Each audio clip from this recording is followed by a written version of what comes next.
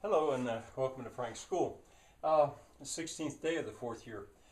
I want to deal, and today I'm going to begin something that's going to be new. We'll be with it for maybe 2 weeks.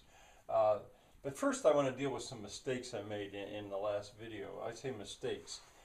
There's some of them are omissions. I couldn't come up with H.G. Wells' name, the author of The Time Machine. He's an example of a novelist that I really enjoyed. I also, John Philip Sousa. Now, I should not leave him out. I love his music. I love his marches. They're right, maybe 1890 or so. And worldwide, he was very popular. He's very simple.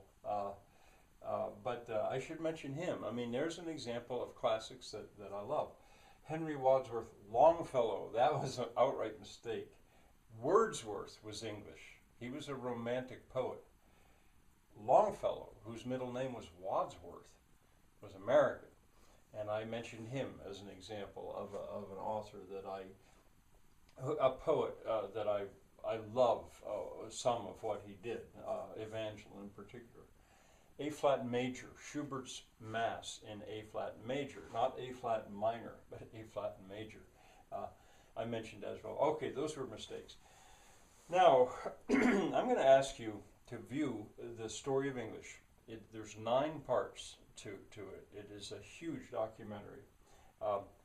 I was so excited when it first came out. I thought this is what English teachers need to open their eyes.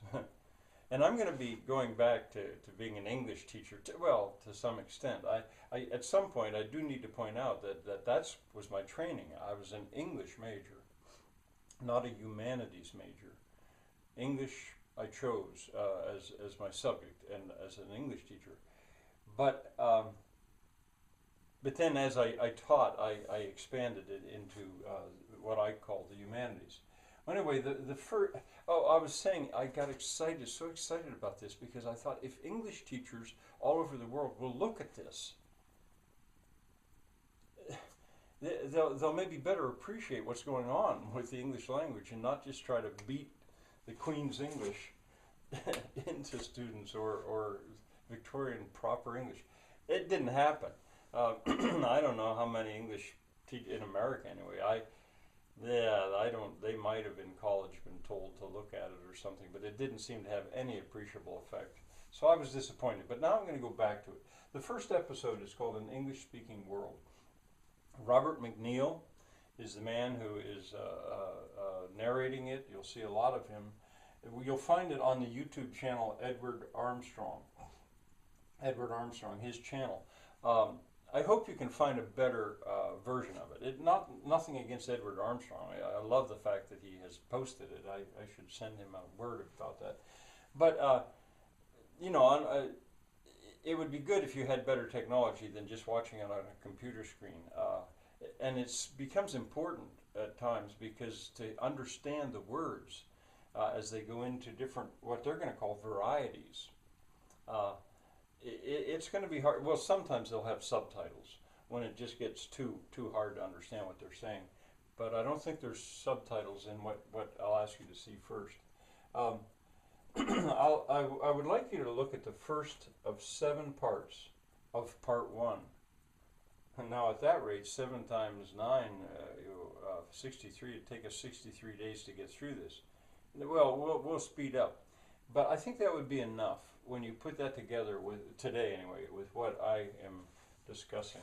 I always think in terms of a class period maximum, 42 minutes when I was teaching in public school, and usually my part would be way less than half that. But then, teachers have other things they do. Well, we're going to go out into the world, not just in my basement here against my blackboard as I talk about various things. We're going to go out into the world, and I'm reminded of the style of The Day the Universe Changed. James Burke's The Day the Universe Changed, where he jumps all over the world. MacNeil's story of English is not so flashy, but it does a similar thing. It's going to jump all over the world and take us out of the classroom, out into the world. It'll start in Russia. Oh, and I wanted to say that it is dated This was made in the early 80s, I think, or mid 80s, and the Iron Curtain was still there. Uh, it- uh, uh, but I don't think it really matters because they're going to be talking about English on a millennial scale or longer. Um, this phenomenon of English, and in the last 20 years, oh, a lot has happened. A lot has happened, but what's going to be presented is essentially true, as true now as it was back then. So don't be put off by that. Maybe modern day students might actually be amused to see how it's dated. But the truth of what he's getting at, in a sense, it's ahead of our time now. I would actually say that. I still think this documentary is ahead of our time because people don't realize this. They cling to that idea of well, let me get on to that. MacNeil's dialect, he refers to it. He was from Scotland, or I mean, he's from Canada, and he says how his dialect has been influenced. I think that most foreign viewers who aren't American or who aren't English will not have any trouble understanding him. My German friends have pointed out to me that I speak American English, and that's hard for them. Well, they're from northern Germany, for one thing, where I think British English is more influential. But anyway, MacNeil will address that matter. And I love the fact that early in the documentary, he says he is not going after what is correct, not correct English.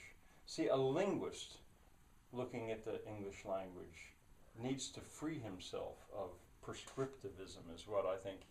MacNeil does it really well. He explains why there is a function for that idea of what's correct. But he's not going to be using it. English is much more interesting than that. He'll refer to the Queen's English. Every time I hear that, when I was a kid, I heard the expression, it was the King's English, but he moitas the King's English. Moida would be murder, which shows a strong variety. He moitas the King's English. But anyway, you'll enjoy it. Actually, when I got to the end of part one, I went right on to part two. And you might be a little tempted to do that as, say, a classroom teacher or a viewer.